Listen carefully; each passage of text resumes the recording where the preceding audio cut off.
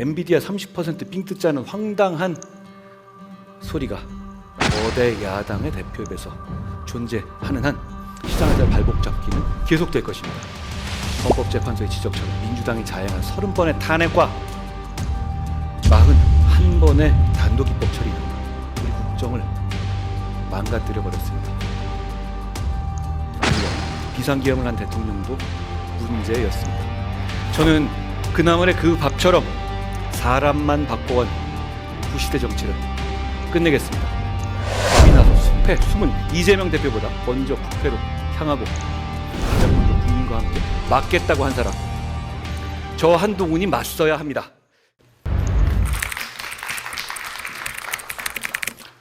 안녕하십니까?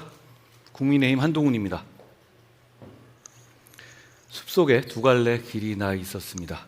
저는 풀이 무성하고 인적이 드문 길을 택했습니다. 먼 날 이 선택은 제 모든 걸 바꿔 놓았습니다.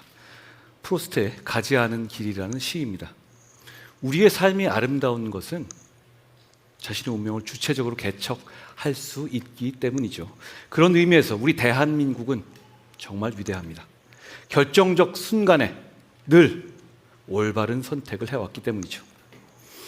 이승만 대통령의 농지개혁, 박정희 대통령의 중화공업 육성, 김영삼 대통령의 하나회 척결과 금융실명제 단행, 지금의 대한민국을 만든 선택들입니다.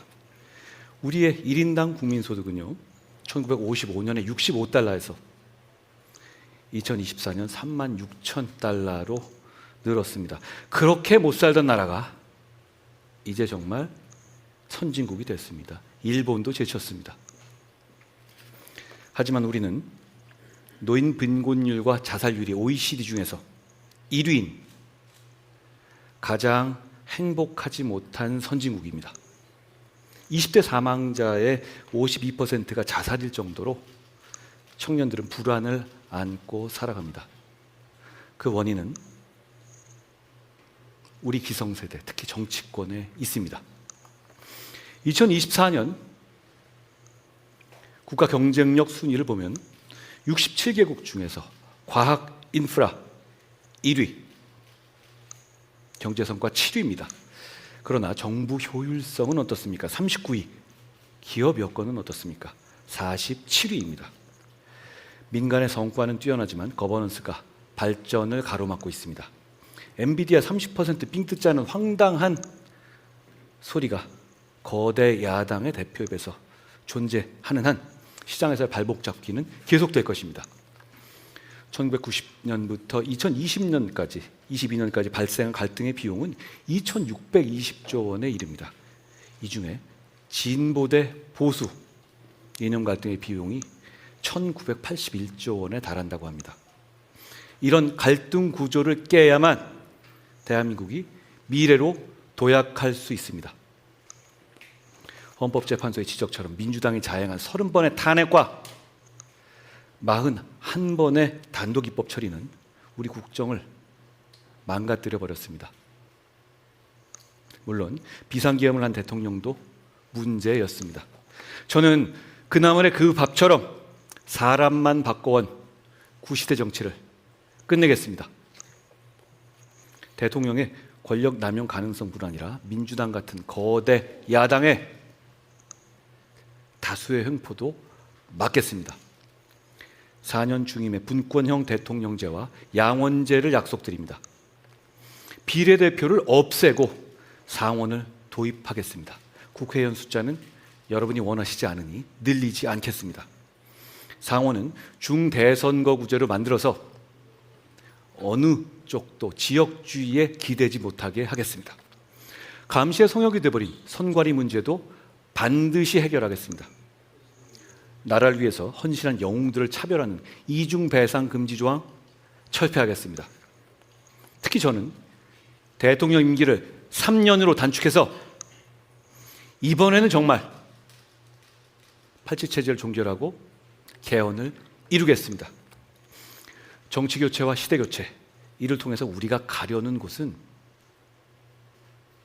성장하는 중산층의 나라입니다. 중산층이 두터워지면 국가가 안정돼서 지속적인 성장이 가능해지죠. 정치적인 중도층이 늘어나면 자유민주주의는 더욱 굳건해질 겁니다. 지금 우리의 중산층은 61%에 이른다고 하지만 실제로 자신을 중산층이라고 생각하시는 국민들은 40%가 되지 않는다고 합니다. 저는 성장을 통해서 중산층을 늘리고 서민층은 언제든 중산층으로 도약할 수 있게 하겠습니다. 제일 먼저 우리는 다시 성장해야 합니다. 지금 같은 경제 전쟁 시대에는 작은 정부가 아니라 강력한 리더십을 발휘할 좋은 정부가 필요합니다. 트럼프 행정부처럼 우리도 국가와 기업이 2인 3각으로 뛰어야 합니다. 경제 전쟁에 임한다는 각오로 워룸을 만들고 거기 살겠습니다. 박정희 전 대통령이 그랬던 것처럼 강력한 경제 리더십을 발휘하겠습니다. 변화의 속도가 빠른 시대인 만큼 미래 성장 2개년 계획을 입안하고 실천하고 평가받겠습니다. 저는 347 비전을 제시합니다. AI G3, 국민소득 4만 달러, 중산층 70% 확대가 제 목표입니다. 데이터 센터, 컴퓨팅 하드웨어, 반도체 등 AI 인프라 구축에 5년간 150조를 투자하겠습니다. 그래야 우리가 살아남을 수 있습니다. 급변하는 글로벌 질서 속에서 새로운 기회를 잡아야 합니다. 실리를 중시하는 트럼프 행정부와의 협상에서는 조선과 반도체, 원전 등 우리의 카드를 들고 반드시 실리를 얻어내겠습니다. 아울러 저는 경제 나토 창설을 제안하겠습니다. 중국의 한한령과 같은 조치가 나오면 호주, 일본, 대만과 같은 국가들과 블록을 결성해서 공동으로 대응하겠습니다. 핵 잠재력을 확보하겠습니다. 핵 추진 잠수함을 도입해서 적의 어떤 도발에도 흔들리지 않는 안보 체제를 구축하겠습니다. 수도권 집중 문제 심각합니다. 역발상으로 집중으로 풀겠습니다. 전국에 5개의 서울을 만들겠습니다. 경제, 산업, 문화의 중심인 거점 도시를 토대로 5대 메가폴리스 정책을 입안해서 실천하겠습니다. 중산층과 서민의 실소득을 높이기 위해서 근로소득세를 낮추겠습니다. 그동안 정치인들은 법인세를 깎느니 마느니 말해도 정작 열심히 일하는 국민들의 근로소득세 감면에는 인색해왔습니다. 근로소득세를 낮춰서 계층의 이동성을 높이겠습니다. 선진국이 됐습니다. 목표가 확실해야 합니다. 바로 성장과 복지의 선순환입니다. 약자 복지의 틀을 깨고 우리 모두의 복지를 하겠습니다. 대신 무책임한 복지가 아니라 복지의 구조조정을 높이는 효율적인 복지를 하겠습니다. 자잘한 복지 혜택이 많지만 전부 못 쓰고 있습니다. 저는 국민 개개인이 스스로의 복지를 기획할 수 있도록 한평생 복지 계좌를 만들겠습니다. 저는 정치가 국민을 보듬고 국민이 정치를 걱정하지 않도록 여러분의 소중하고 평화로운 일상, 아주 보통의 하루를 지켜드리겠습니다.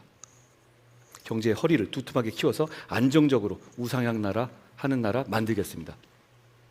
여러분, 이런 나라 오면 좋지 않겠습니까?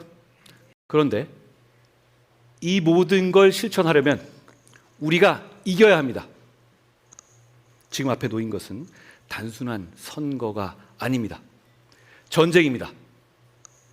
이런 결정적 시기에 우리나라에서 가장 위험한 사람이 대통령이 돼서 괴물 정권이 탄생해서 우리의 성취를 무너뜨리는 것을 막아야 합니다. 비상계엄으로부터 자유로울 수 있는 사람, 겁이 나서 숲에 숨은 이재명 대표보다 먼저 국회로 향하고 가장 먼저 국민과 함께 맞겠다고 한 사람, 저 한동훈이 맞서야 합니다. 그래야 이길 수 있습니다. 그러면 이길 수 있습니다. 여러분, 우리가 이깁니다. 이기는 선택, 한동훈입니다. 감사합니다.